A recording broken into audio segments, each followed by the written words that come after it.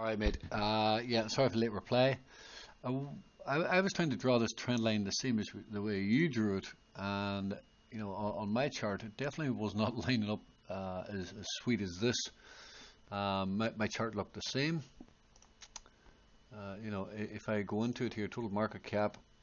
I like your chart. I like what you've done there, but if I draw this here, you can see you've lined it up on the very top, and then you've touched this peak, and it kind of runs right through. So I was kind of confused at how your chart is completely different than mine.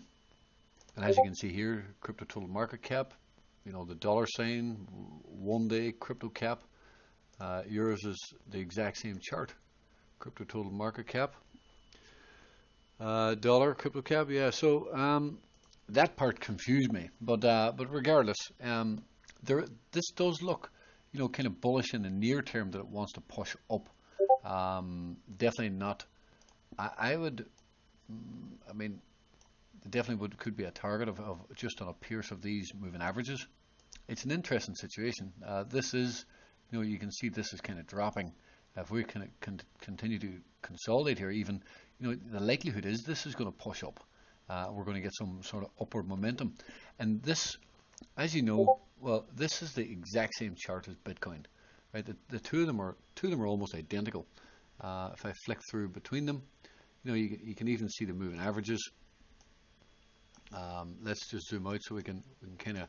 Oh, I didn't mean to do that, but like, we know that the two charts are almost identical. So if this total market cap is somehow going to start popping and running to the upside, well, it kind of means that Bitcoin is going to pop and run to the upside. So total market cap 2, let's look at it. Obviously there's some sort of squiggle here. Oh yeah, I was doing that in a video yesterday. Not really. I was comparing it to a different pattern. I forget now what pattern that was, but kind of implying that we're in a huge range here before we actually get that break up. Like even the total market cap 2 here now, what's most likely going to, if this breaks down, if this has a large down day, something like that, pretend that's red, if we have a large down day, I mean, that's going to change the trend for the foreseeable future, and we're probably going to drop lower. If we get that break up, it's likely to change that trend, and we're probably going to continue higher for a period of time. But at this point, it is dead stuck in the chop, but we look extremely close to getting that move one way or another. It does look like it's going to break up. I want to show you this. This is very important. Now, if it develops enough, you can see right down here the white 100 moving average. Now, as you can see now, the white 100 moving average is curling over price. Okay, so if we continue to chop right in here and get that break up, like you can see the red 200 moving average pushing up here, for example. Maybe I'll just put that red so there's less confusion. And the purple is there as well. So if we push the purple, up there somewhere. Now I might not have drew them right, but it's just very rough at this point. But you can see that in the past. Not in the past, sorry, but you can see that if we continue to put in this base here, just like here, this was Bitcoin before it broke out, but we need to remember that Bitcoin was already up. Just measure it here, just to get it right. Bitcoin had already bounced 200 and something percent before it even had this pattern, and then it went parabolic. Of course, we know that. This last move here of 700-800 from this base, but the pattern is what I'm looking at, and the pattern is the white 100 moving average.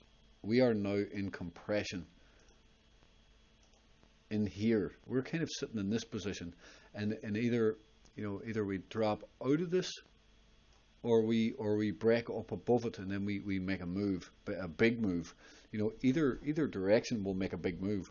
But at this point, it's the same as Bitcoin. We are stuck inside this compression, and as this pushes up, and then we need to see if we break up or break down.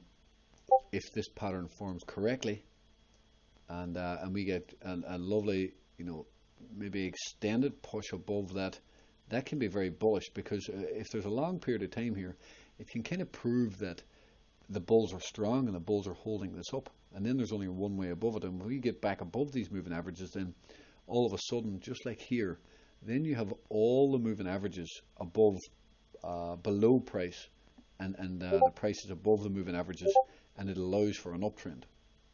So although we do look bullish in a way, it is going to depend on more price action, and you know, if we can break out above these moving averages, or are we going to break below? But just like back here, you know, if we start breaking out above it, like here, it's very, very important. At this point, you know, this is a red monthly candle. It's unlikely to change. It's unlikely to flip green. You know, it's probably going to be on a new month that we get any substantial move.